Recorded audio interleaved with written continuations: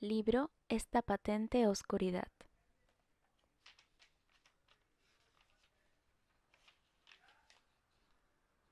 Porque no tenemos lucha contra sangre y carne, sino contra principados, contra potestades, contra los gobernadores de las tinieblas de este siglo, contra huestes espirituales de maldad en las regiones celestes. Efesios 6:12. Capítulo 1. Muy avanzada la noche, un domingo de luna llena, dos personajes en ropas de trabajo aparecieron en la carretera 27, en las afueras de la ciudad universitaria de Ashton. Eran muy altos, como de un par de metros de altura, sólida musculatura y excelente apariencia. Uno tenía el pelo oscuro, con rasgos pronunciados. El otro era rubio y poderoso. Como a 1 kilómetro de distancia todavía, miraron hacia el otro pueblo, pensando en los sonidos cacofónicos de la alzagara de los almacenes, las calles y callejones. Comenzaron a caminar. Era el tiempo del Festival de Verano de Ashton, la ocasión anual para que el pueblo diera rienda suelta a la frivolidad y el caos. Su peculiar manera de decir gracias, vuelvan otra vez, buena suerte y encantado de conocerles a los 800 estudiantes de la Universidad de Whitmore, que se despedían para las vacaciones de verano.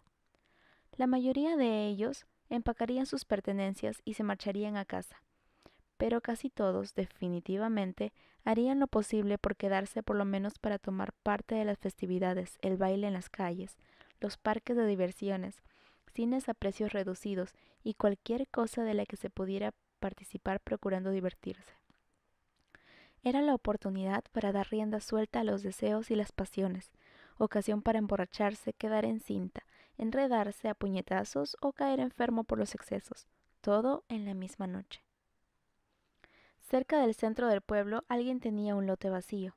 Con el pretexto de servir a la comunidad, había puesto su terreno a disposición de un grupo ambulante de extranjeros con espíritu empresarial para que instalaran allí un parque de diversiones, con aparatos mecánicos, kioscos y hasta con servicios sanitarios portátiles.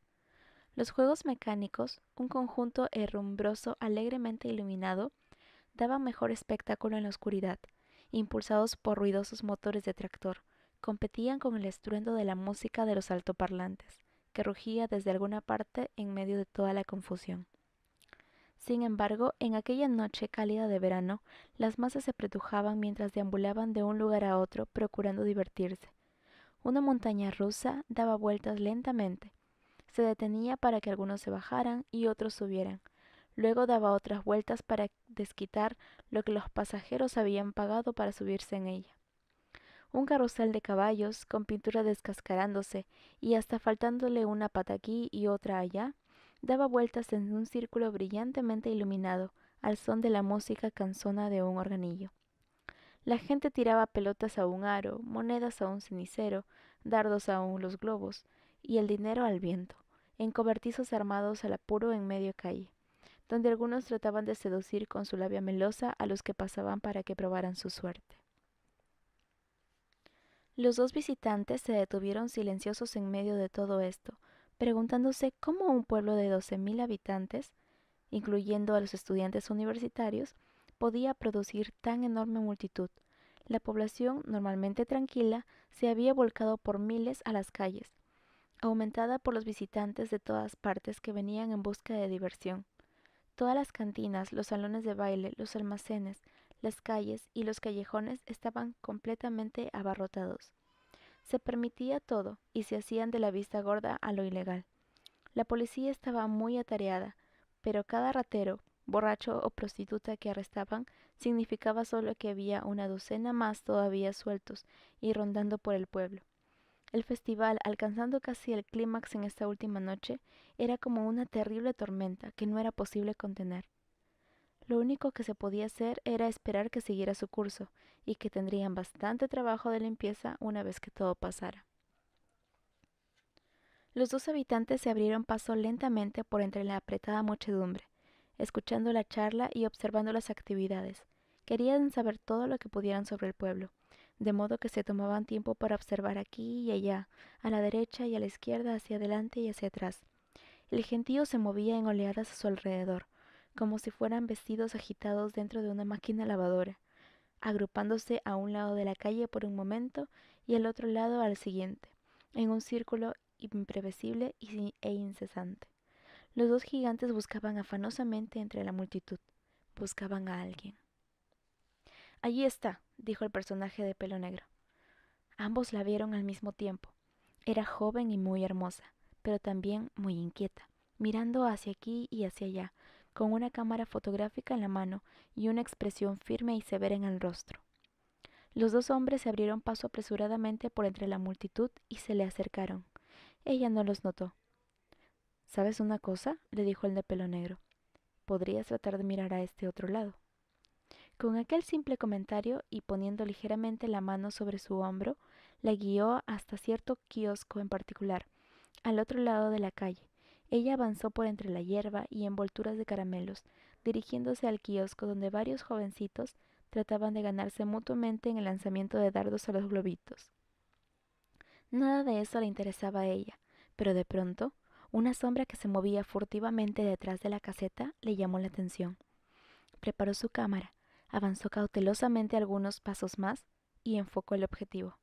El fogonazo del bombillo iluminó los árboles detrás de la caseta, mientras que los dos hombres se apresuraban a encaminarse a su próxima cita. Avanzaban raudamente sin detenerse, atravesando a grandes pasos la parte principal del pueblo. Su destino final estaba como a 1,5 kilómetros de distancia del centro, doblando a la derecha sobre la calle Popular y avanzando luego casi otro kilómetro más hasta la parte más alta de la colina Morgan. Pocos minutos más tarde se hallaban frente a una pequeña iglesita blanca, con su césped bien recortado y un enorme letrero que anunciaba los cultos dominicales. En la parte superior del letrero se leía Iglesia de la Comunidad de Ashton, y, en letras negras pintadas apresuradamente sobre el nombre que había constado allí anteriormente, se leía Pastor Enrique L. Bushe. Miraron hacia atrás. Desde esta elevada colina se podía observar casi toda la ciudad, de extremo a extremo. Hacia el oeste se extendía la brillante feria multicolor. Hacia el oriente se destacaba la señorial ciudad universitaria de Wismore. A lo largo de la carretera 27, llamada calle principal, dentro de los límites urbanos, había muchos almacenes, una tienda por departamentos no muy grande, algunas gasolineras, una ferretería, el edificio del periódico local y algunos negocios de familias de aquel lugar. Desde la colina la ciudad parecía ser un pueblito típico de los Estados Unidos, pequeño, inocente e inofensivo, como cualquier trasfondo de las pinturas del famoso Norman Rockwell. Pero los dos visitantes no percibían solo con sus ojos. Desde este precioso puesto de observación, la verdadera trama del pueblo pesaba grandemente en sus espíritus y en sus mentes. Podían sentirla, intranquila, formidable, creciente, diseñada precisamente para cierto propósito, una clase muy especial de maldad. Para ellos no era raro hacer preguntas, estudiar, hacer pruebas. Más frecuente que lo normal, era parte de su trabajo. De modo que, en forma natural, se detenían en su tarea haciendo una pausa para preguntarse ¿por qué aquí? Pero solo por un instante. Bien podía tratarse de alguna sensibilidad aguda, algún instinto, una impresión muy débil, pero para ellos muy discernible, suficiente como para hacer que los dos desaparecieran instantáneamente por una esquina de la iglesia, ocultándose contra una pared, casi invisible en la oscuridad. No hablaban ni se movían, sino que observaban con mirada penetrante algo que se acercaba. La escena nocturna de la quieta calle era una combinación de la tenue luz de la luna y de sombras indefinibles. Había, sin embargo, una sombra que no se movía con el viento, como lo hacían las sombras de los árboles, ni estaba tampoco inmóvil, como las sombras de los edificios. Se deslizaba agazapada por la calle y hacia la iglesia, y cualquier luz que cruzaba parecía sumergirse en su oscuridad, como si fuera una brecha abierta en el espacio, pero esa sombra tenía forma, una forma animada como la de una criatura, y a medida que se acercaba a la iglesia se podía oír un sonido, el ruido peculiar de garras que rasguñaban la tierra, el monótono aleteo de las alas membranosas que se agitaban por encima de los hombros de la criatura. Tenía brazos y piernas, pero parecía que se movía sin hacer uso de ellos, cruzando la calle y subiendo por los peldaños de la iglesia. Sus ojos desconfiados y abultados reflejaban la luz azul de la luna llena, con un brillo pálido peculiar. La deforme cabeza sobresalía sobre sus hombros, y bocanadas de rancio aliento brotaban en desiguales silbidos a través de las hileras de aserrados colmillos. ¿Se rió o tosió? El resoplido que brotaba desde lo más hondo de su garganta bien podía haber sido lo uno o lo otro. Después de sentarse en cuclillas sobre sus piernas, se quedó mirando la tranquila vecindad. Sus quijadas negras y como cuero se apretaron con una malévola mueca macabra. Avanzó hacia la puerta de enfrente. La mano negra traspasó la puerta como si fuera una lanza atravesando un líquido. Movió el cuerpo hacia adelante y trató de penetrarlo sin lograrlo. De súbito, como si se hubiera estrellado contra una pared en movimiento, la criatura salió lanzada hacia atrás y cayó dando furiosos tumbos por las gradas. El rojizo brillo de su aliento dejó una huella en forma de tirabuzón en el aire. Con un grito de furia e indignación, se levantó de la acera donde había caído y se quedó mirando a la extraña puerta que no le permitía pasar. Entonces comenzó a agitar vertiginosamente las membranas de su espalda, agitando con furia el aire y lanzándose de cabeza con un tremendo rugido hacia la puerta, a través de la puerta al vestíbulo y hasta una nube de luz blanca resplandeciente. La criatura lanzó un tremendo grito y se cubrió los ojos. Luego sintió que una mano enorme y poderosa le agarraba por el pescuezo y se lo apretaba. Un instante más tarde salía despedida hacia el espacio, como si fuera un muñeco de trapo expulsado por la fuerza.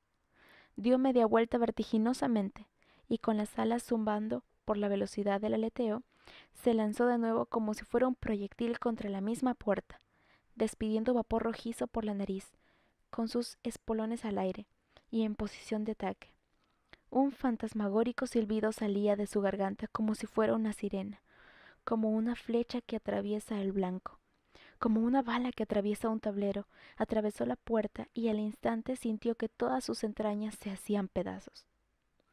Hubo una explosión de vapores sofocante, un grito final, y luego los estertores finales de brazos y piernas que languidecían. Después no hubo nada más, excepto el sofocante olor a azufre, y los dos extraños súbitamente dentro de la iglesia. El gigante rubio envainó una reluciente espada, mientras que la luz brillante que le rodeaba se desvanecía. ¿Un espíritu de persecución?, preguntó. O de duda, o de temor, quién sabe. Y eso que fue uno de los más pequeños. No he visto ninguno más pequeño. En realidad no. ¿Cuántos dirías que hay? Muchos, muchos más que nosotros, y por todas partes. Jamás descansan. Eso veo, dijo el otro. ¿Qué andan haciendo aquí? Nunca los hemos visto en semejante concentración, al menos no por aquí. La razón no estará oculta por mucho más tiempo. Miró por el vestíbulo y hacia el santuario. Vamos a ver a este hombre de Dios.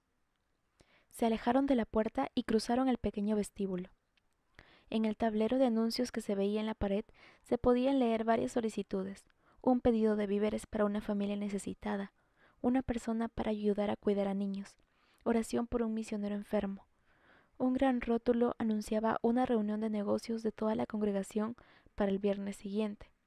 En la pared opuesta, el tablero de registro de las ofrendas indicaba que la colecta había disminuido la última semana, igual que la asistencia de 61 a 42 personas. Avanzaron por el angosto pasillo, por entre las ordenadas filas de bancas de madera oscura barnizada, encaminándose hacia el frente del santuario, donde un pequeño reflector iluminaba una rústica cruz que colgaba sobre el bautisterio. En el centro de la plataforma, recubierta de una vetusta alfombra, se levantaba un pequeño púlpito, con una Biblia abierta encima. El mobiliario era pobre, a todas luces, funcional, eso sí, pero nada elaborado, revelando humildad de parte de la gente, o sencillamente descuido. Entonces surgió el primer sonido en el lugar, un gemido suave, apagado, que procedía del extremo de la banca a la derecha. Allí, arrodillado en ferviente oración, con la cabeza apoyada en la dura madera de la banca, y con sus manos juntas con evidente fervor, se hallaba un joven, tan joven, que el rubio pensó en un principio, joven y vulnerable. En su semblante se notaba todo, el mismo cuadro de dolor, sufrimiento y amor. Sus labios se movían sin emitir ningún sonido, mientras que nombres, peticiones y alabanzas brotaban a raudales con pasión y lágrimas. No pudieron evitar quedarse contemplándolo por un instante, observándolo, estudiándolo, asombrados. El pequeño guerrero, dijo el de pelo negro. El rubio pronunció sus palabras en silencio, mirando al contrito hombre que oraba. Sí, observó, este es. Ahora mismo está intercediendo de pie delante del Señor por la gente, por el pueblo. Casi todas las noches está aquí. Ante tal comentario, el hombre grande sonrió. No es tan insignificante. Pero es el único. Él está solo. No. El hombre alto sacudió la cabeza. Hay otros, siempre hay otros, solo que hay que encontrarlos. Por ahora, su solitaria y vigilante oración es el principio. Va a sufrir, eso lo sabes. También sufrirá el periodista y nosotros. ¿Pero ganaremos? Los ojos del hombre alto parecieron arder con renovado fuego. Lucharemos. Lucharemos, repitió su amigo. Avanzaron hasta quedar junto al guerrero arrodillado, uno a cada lado, y en ese momento, poquito a poco, como una flor que se abre, una luz blanca empezó a llenar la sala. Iluminó la cruz de la pared posterior lentamente, haciendo relucir los colores y el grano de cada tablón de las bancas, aumentando en intensidad hasta que el santuario, con toda su sencillez y humildad, revivió con una hermosa grandeza no terrenal. Las paredes relucían, la vetusta alfombra brillaba, el pequeño púlpito se erguía como si fuera un centinela iluminado desde atrás por el sol. Y ahora los dos hombres eran brillantemente blancos, y sus vestiduras transfiguradas en vestimentas que parecían arder con intensidad. Sus rostros semejaban bronce bruñido, sus ojos brillaban como fuego, y cada uno llevaba un reluciente cinturón del que colgaba una centelleante espada. Colocaron sus manos sobre los hombros del joven, y luego, como un toldo de seda brillante que se extiende con gracia, membranas casi transparentes empezaron a desplegarse de sus espaldas y hombros, abriéndose hasta llegar a encontrarse por sobre sus cabezas, ondulando suavemente en un viento espiritual. Juntos ministraron paz a su joven protegido, y las muchas lágrimas de éste comenzaron a correr por sus mejillas.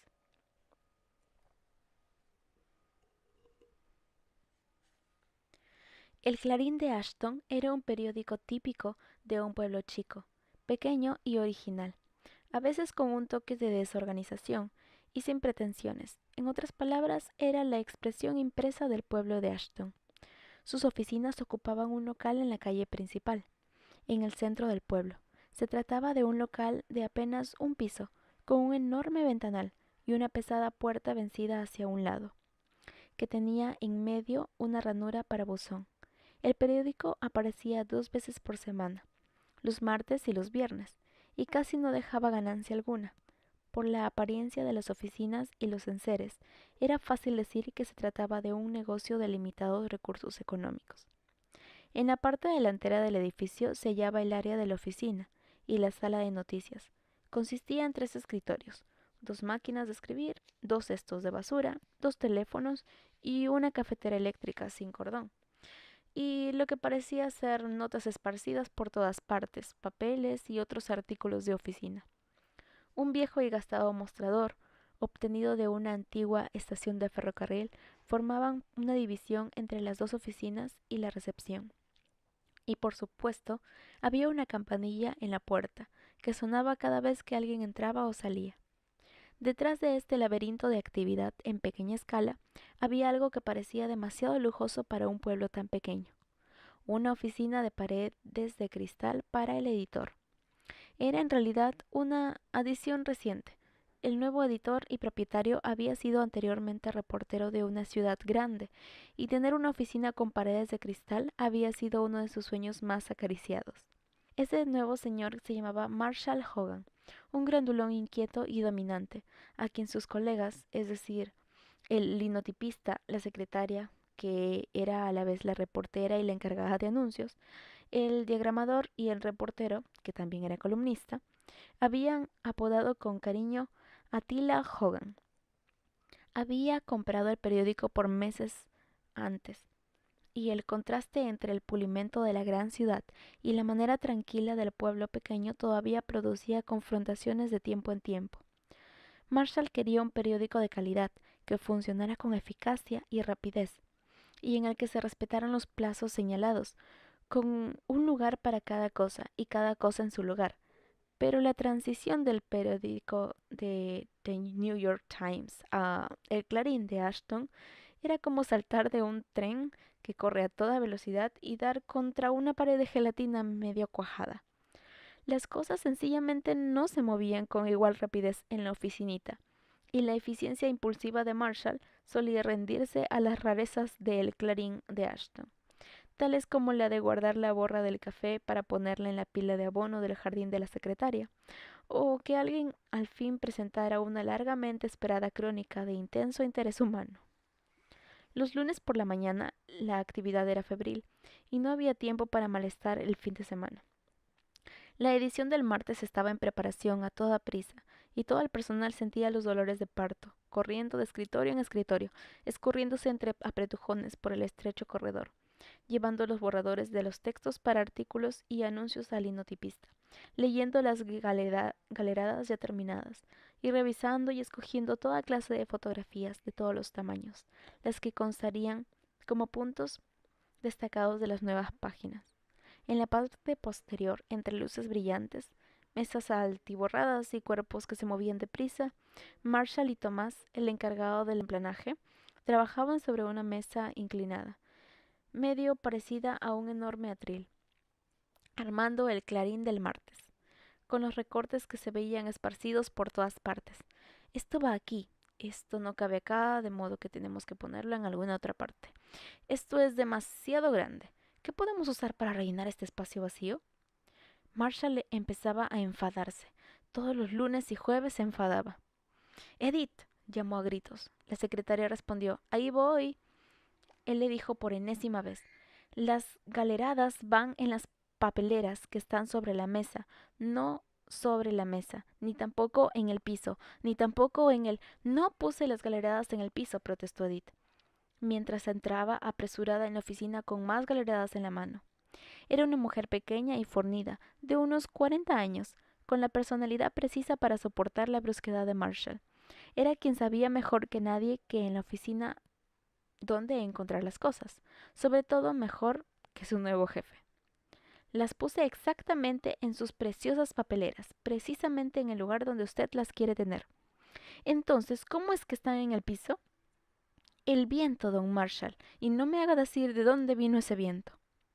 Está bien, Marshall, dijo Tomás. Eso completa las páginas 3, 4, 6, 7. ¿Cómo van las páginas 1 y 2? ¿Qué vamos a hacer con esos espacios vacíos? Pondremos allí la crónica escrita por Berenice sobre el festival, con un buen relato, fotografías de interés humano, lo más completa posible, tan pronto como ella ponga sus pies en este local y nos las entregue. Edith. Sí, señor. Berenice está atrasada ya más de una hora, por decirlo menos. Llámala de una vez. Ya lo hice y nadie me contesta. ¡Rayos! Jorge, el linotipista jubilado que trabajaba sencillamente por el gusto del trabajo, se dio vuelta en su silla giratoria y sugirió: ¿qué tal si empleamos una historia sobre la parrillada de la auxiliar de damas? Estoy a punto de terminarla y la fotografía de la señora Marsamel es suficientemente picante como para que nos entablen un buen juicio. Claro, gruñó Marshall. Precisamente en la primera página. Eso es lo que necesito, una tremenda impresión. ¿Entonces qué? Preguntó Edith. ¿Alguien asistió al festival? Yo me fui a pescar, dijo Jorge. Ese festival es demasiado frenético para mí. Mi esposa no me deja ir, dijo Tomás. Yo pude ver algo, dijo Edith. Empiece a escribir, le dijo Marshall. El espectáculo más grande del pueblo en todo el año y tenemos que poner algo de eso. El teléfono sonó. Salvado por la campana, dijo Edith al levantar el auricular de la extensión de la sala. ¿El Clarín, buenos días? De súbito esbozó una enorme sonrisa. Berenice, ¿dónde estás? ¿Dónde está ella? Preguntó Marshall al mismo tiempo. Edith escuchó y su semblante se llenó de horror. Sí, bueno, cálmate, por favor. Sí, bien. No te preocupes, vamos para allá. Marshall volvió a preguntar. ¿Y bien, dónde rayos está? Edith le lanzó una furibunda mirada y le respondió. En la cárcel.